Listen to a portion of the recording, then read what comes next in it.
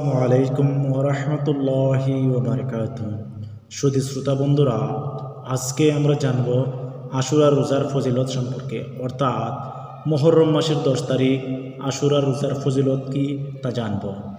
তাহলে চলুন আর দেরি না করে মুহররম মাসের 10 তারিখ আশুরার রোজার ফজিলতগুলো জানা যাক। হযরত আব্দুল্লাহ ইবনে আব্বাস রাদিয়াল্লাহু তাআলা হতে বর্ণিত, রাসূলুল্লাহ সাল্লাল্লাহু আলাইহি সাল্লাম বলেছেন, মান সাওয়ামা ইয়াউমা আশুরা মিনাল মুহররম উতা সাওয়াবু আশারাতা আলাফি মালাক। অর্থ, যে ব্যক্তি মুহররম মাসের আশুরার তারিখে রোজা রাখে, আল্লাহ পাক তাকে 10,000 ফেরেশতার সওয়াব দান করেন। সুবহানাল্লাহ। অর্থাৎ আশুরার দিন, অর্থাৎ মুহররমের দিন যে রোজা রাখে, আশুরার রোজা একটি নয়, দুটি রাখতে হবে।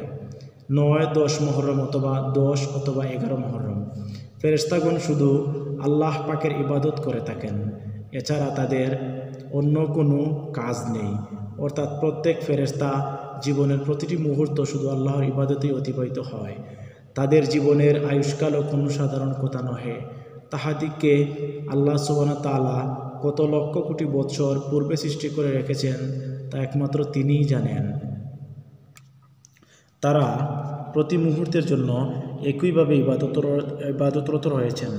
তাদের মৃত্যু আল্লাহ সুবহানাহু ওয়া তাআলা এতই বিলম্বে ঘটাবেন যখন দুনিয়ার সকল জীবজন্তুই ধ্বংস হয়ে যাবে।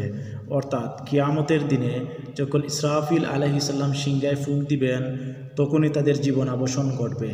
এই দীর্ঘকাল পর্যন্ত একজন ফেরেশতা আল্লাহ রব্বুল আলামিনের কি পরিমাণ ইবাদত করবেন তা আমাদের জ্ঞানের বাইরে। এরূপ 10,000 ফেরেশতার ইবাদতের সওয়াব আল্লাহ সুবহানাহু ওয়া তাআলা তার বান্দাকে মাত্র একটি রোজার বিনিময়ে দান করবেন। সুবহানাল্লাহ। এই রোজাটি হচ্ছে আশুরার, অর্থাৎ মুহররমের 10 তারিখ আশুরার রোজা। আল্লাহ অসীম ক্ষমতাশীল, কুদরতের মালিক, সব কিছু তার দ্বারা সম্ভব।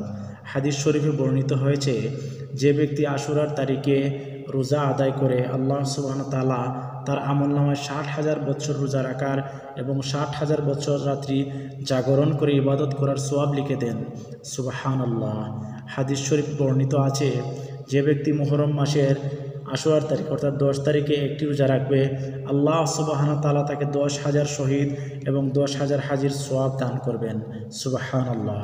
হযরত আবু হুরায়রা রাদিয়াল্লাহু তাআলা আনহু হতে বর্ণিত, রাসূলুল্লাহ সাল্লাল্লাহু আলাইহি সাল্লাম বলেছেন, আল্লাহ সুবহানাহু ওয়া তাআলা বনী ইসরাঈলদের প্রতি সারা বছরে মাত্র একটি দিন রোজা রাখা ফরজ করেছিলেন, এবং সেই দিনটি হলো মুহররমের 10 তারিখ আশুরার দিন, অর্থাৎ 10ই মুহররম। অতএব এই পবিত্র দিনটিতে যে রোজা রাখবে, আল্লাহ সুবহানাহু ওয়া তাআলা তার সংসারে রুজি রোজগারের বরকত দান করবেন, এবং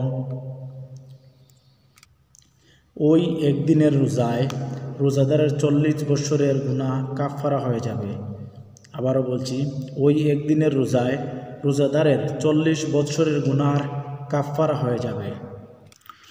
সুধী শ্রোতা বন্ধুরা, এই হচ্ছে আশুরা রোজার ফজিলত, অর্থাৎ মুহররমের 10 তারিখের রোজার ফজিলত। আশা করছি আপনারা খুব সহজেই বুঝতে পেরেছেন এবং হাদিসগুলো খুব সহজেই বুঝতে পেরেছেন। ভিডিওটিতে কোনো ধরনের ভুল ত্রুটি হয়ে থাকলে আপনারা ক্ষমা সুন্দর দৃষ্টিতে দেখবেন, এবং ভালো লাগলে সাবস্ক্রাইব করে আমাদের পাশে থাকবেন পরের ভিডিওগুলো আপডেট পাওয়ার জন্য।